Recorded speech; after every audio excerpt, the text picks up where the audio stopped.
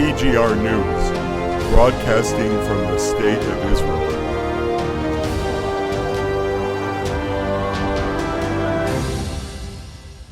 Welcome back to TGR News. Hello, hello. Impeaching the Prime Minister, Bibi, and Iran tried an assassination attempt on our Minister of Internal Security, Itamar Ben-Gvir. Sounds like a Hollywood movie plot. Well, these were the week's actual events. We will talk about all of this and much, much more. But first, let's say thank you. Thank you so much. Your support is such a beautiful witness to these amazing children of Israel in need while feeding them during their unfortunate situation.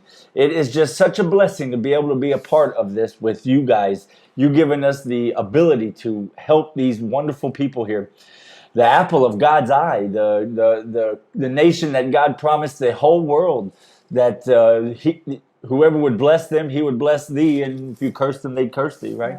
Yeah. So, I mean, it is just such a blessing to be able to be a part of this with you guys.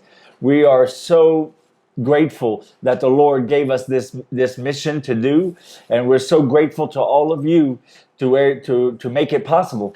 And listening to your own calling from God to support this ministry. And it is such a wonderful thing we're doing here together as the body of Christ doing God's work. So God bless you all and thank you so much. It is such a beautiful thing to be a part of. Amen. Yeah. Well, let's get started. Yeah, let's do it. During this past Shabbat, a day before Yom Kippur, the Jewish Day of Atonement, the holiest day of the Jewish year, Hamas in Gaza continued to try and explode the wall on the border, and the IDF took out more Hamas targets by military drone in Gaza.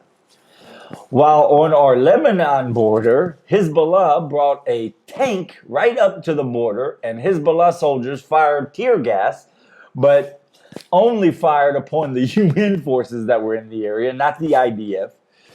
Then, because of the tension and escalation of violence of Arabs against the Jews, the government told the public to carry their guns on Yom Kippur, even to take them to the synagogue when they prayed on Yom Kippur, the holiest day of the year. Yeah, that's It's crazy. This was the day, all of that was just the day before Yom Kippur. Yeah. Yom Kippur, by the way, is my favorite day of the year. Sounds like something happy, but it's actually, I agree. It's a day, it's not only a day, but this is the peak of the reflection, right? Yes. When everybody go into themselves, with God's help, but into themselves thinking how they can treat each other better, what they did in the last year that could maybe offend somebody or treat somebody wrong. And also open their mind, open their soul, so they're gonna be clean and pure as much as they can be when they go into God. Yes. And also at the end of Yom Kippur, if you did all your slichot, if you did all your sorries and plural correct, thanks, sorry to your fellow brothers and sorry to God and everything in the Jewish tradition, then you're signed into the book of life, which means you go to heaven. Yes. Yeah, so it's a very important day for the Jewish. Yeah. Why I say it's big? Because you have 10 days of yes. slichot. Of yes, there's 10 days of it. That's just the deciding day. Yeah. As usual, as soon as Yom Kippur is over, the evening news comes on first. Among all the regular news articles, we are always told the following stats.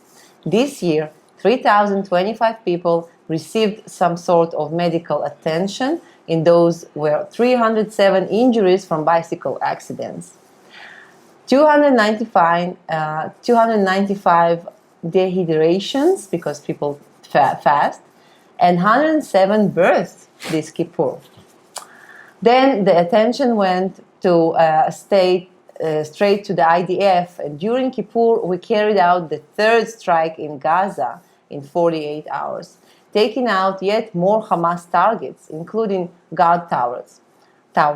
After Hamas continued now for the 9 days trying to break through the wall and through the border of Gaza and Israel. Actually, it's all Israel. But Yeah, I think it's Gaza. ninth day. I think altogether they finally settled down after about 12 days, which was just yesterday or the day Yeah. before, right? Yeah. Yeah. Yeah. The Israeli news, the left-wing news, call it protests. That's the word they use. Yeah, Not so strange how they protests. call that protests. Yeah, they shooting an IDF soldiers. They blowing bombs, throwing Molotov cocktails, and it's protest. They call it a protest. Sounds like almost like a peaceful event. Exactly. Yeah, it's insane that you call that protests. Yeah, well, it's interesting statistics. Which, Yeah. by the way, was fairly normal. 3,000 people in a day in an entire country, meaning having some sort of medical. That's everything and anything, right? 170 childbirths. So that's Yeah. and of course, you always have much more bicycle injuries because everyone's out on their bike on Yom Kippur. Yeah. Yeah. Well, during Yom Kippur, a group of religious Jews in Tel Aviv gathered as they usually do in the same place they usually do every year to pray on the holiest day of the Jewish year. This year, the secular Jews came and destroyed their efforts to pray and stop them. This was also decided on in the Supreme Court. Now listen, imagine the Israeli Supreme Court decided against the right for Jews to pray with the separation of men and women, as Jewish tradition has always done in the Jewish land. This anti-reform protest has become an anti-Jewish and anti-democracy protest. How is it possible that the Jewish Supreme Court made Judaism illegal? Yeah. Yeah. In Tel Aviv. What's really amazing that in Israel, I'm not supporting it, but in Israel, we have gay parade in Jerusalem. Yes. It's also close, very close to very religious areas, and people just let it happen because that we're supposed to tolerate. Yes, we tolerate it. Then, just I think 3 or 4 months ago in Tel Aviv, there was many Muslims praying with separation too, and Tel Aviv government, Tel Aviv Muni, let them. Actually, they put the separation barrier between them. Yeah. But when it came to Jews, they just don't let them have separation. It's amazing. It's like you don't have to pray in a separate area. You can pray behind. It's open area. It's public space. That's a public area. If it bothers don't- you, don't go there. If you really have to, just don't walk on this street block. Not Yeah. block. Excuse me. Yeah. This tone. Go around on this tone. Yeah. It's not like they took up the whole Exactly. area. And what judicial reform, what's the court decided is only one thing, but the second thing is those very radical left wing who came and they have this how you call megaphones. How can you pray if somebody's standing next to your ear and shouting at you? And people came with gay flags and start waving them, and just people just wanted to peacefully pray. They couldn't. Some rabbis was crying. You can see them. It was sad. What's good about it? I see the positive side that many left wing that are not radical. They say this not represents me. That started to break up. Maybe, hopefully, I know what you're saying. You're saying it. Hopefully, this is starting to break up the bond that the left wing had with such big numbers of protesters every week for almost 8-9 months now, right? Yeah, yes. Against the reform, the judicial reform. It maybe, hopefully, make them start realizing, whoa, wait a minute, that's not what we stand for. Yeah. Well, in Judea and Samaria areas, Israel had 3 terrorist attacks in which the terrorists all used assault rifles to shoot and try to kill as many Jews as possible. Thank God that no one was killed and no one was seriously injured.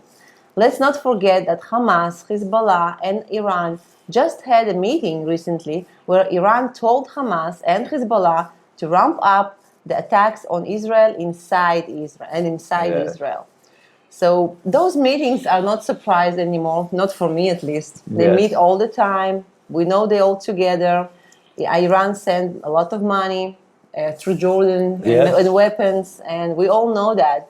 But you actually feel it. You feel it when you drive through roads of Judea and Samaria, in Jerusalem also. You feel the stones, you feel the Molotov cocktails, you feel the rifle attacks trying to shoot Jews. And Yeah. it's sad. Yeah, it's yeah, like you say, you know, when you see these attacks escalating in Israel and towards Israel, it just shows you that Iran has been effective into ramping up the violence against Israel and Israelis. Then, but you know, the rest of the stats is, you know, welcome to Israel. And another thing is amazing is all these terrorist attacks, and time after time, even when we do have serious injuries and even life lost in terrorist attacks, it's a lot lower than what you would expect because the Lord still does miracles, amen. And and it happens so much in this country where like 3 attacks in one day where the assault rifles opened up in crowds of people and no one was killed. Yeah, welcome to Israel. Yeah. Amazing. For the first time in the history of the state of Israel, Israelis do not have to get a visa to the US to go to the U.S. embassy and get permission to travel to the United States. Even though Israel and the U.S. have been friends for so long, up until now, Israelis had very difficult time visiting the states. Nearly impossible for some. Now the only thing an Israeli has to do is go online, fill out a form. They pay a small fee. That's $21, Yeah. and up to 72 hours at most, they get an answer, and it will be yes, most likely, unless something extreme. And the visa lasts for 2 years. And it'll make it so much easier. You know, Israel now is the number 4 is the 44th country in the world that is now doesn't have like to go to the American embassies and get official visas like we've had to. It's usually it's good news because you probably don't know. I don't know if you probably never been in the embassy to try to get a visa to the USA. But of course not. I'm American. Few years ago, I've been, and actually they denied. Did I look like a criminal to you? I don't know. I think they knew. I think they knew something. I don't want to get in trouble here, but so it's a good news for me. Well, you know, it's not really good news for me. I'm more worried about getting as many Jews back here, not making it easier for them to leave. But let's hope they just visit and come back. Yeah, well, if you see any of the Israelis around your parts, you make sure to send them back this way. Yes, do. Please do. On Wednesday, the Shabak with the Israeli police were able to find and arrest a terrorist cell of 5 terrorists from Nazareth. During interrogations, Israel found out that their targets were Minister of National Security Itamar Ben-Gvir and other targets that would destabilize the Israeli government. They were both financed by Iran and coached by Iran. As we know, the Iranian agents were really involved in this attempt of assassination of our government officials. They had all the weapons they needed, but they said that Ben-Gvir's security detail was just too much for them to get past, to get to him. Yeah. Man, I'll tell you what, it really did sound like a movie, you know. Assassination squad in the country that was caught last minute and for trying to, you know, assassinate one of your, well, we know who Ben-Gvir is. He's the guy who we love and hate, actually, to be honest. Yeah, because, you know, on one hand, he seems to be the guy who's bringing in a lot of biblical prophecies. When he sees the guy who brought, he's single-handedly the guy who brought the conversation to the average Israeli about building the 3rd temple on the Temple Mount. And that's something that never was in a day-to-day Israeli mainstream conversation until Itamar Ben-Gvir. So you gotta love him for that. Yeah. Because we know what that means, right? Yeah. But on the other hand, like people like us specifically, he don't like. If he had his way, he'd probably kick us out of the country. And just like that. Yeah. So it's tricky. Yeah. Well, let's hope he'll be safe and nobody will get. Yeah, they got the terrorist cell, but it sounded like a scene out of the movie. It's amazing how Israeli citizens, Arab Israeli citizens, they have exactly equal rights like Israeli Jews have and Christians here too. Actually, more. Exactly. Yeah. Actually, no. Actually, they Yeah, have more yeah, yeah. rights. They live a cheaper life, pay less taxes, pay yes. less things. They have more freedom of travel because places that they can go, we can't go, Yeah, like the yeah, Arab yeah. But let's cities. go even bigger. They actually enjoy the most freedom that they can have in any Arab country around Middle here East, in the Middle absolutely. East. For sure. Absolutely. And still, they spit to the well that they drink of. If I don't know if it's in English the same, but it's They like spit in the well they drink out of. spit. Yeah, exactly. The Israeli. Why? Why are you trying to kill the? I know. Stupid question. Okay. Well, both the Mossad and the Shabak held a meeting with the Prime Minister Benjamin Netanyahu to explain him how bad it would be if Saudi Arabia will also have nuclear weapon now. I'm sure they didn't have to work too hard to convince him. But it is crazy that the rest of the world is just sitting by while all of this is happening.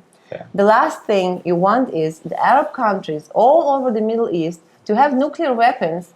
This Wednesday, Iran launched yet another satellite into space, further expanding their ability for long-range missiles once they have nuclear warheads. Yes, yes. So this, and it was successful. It was. Yeah, they have another satellite in space now. It really is hard to understand how this is working out. Where America, Europe, the UN, right? Yeah.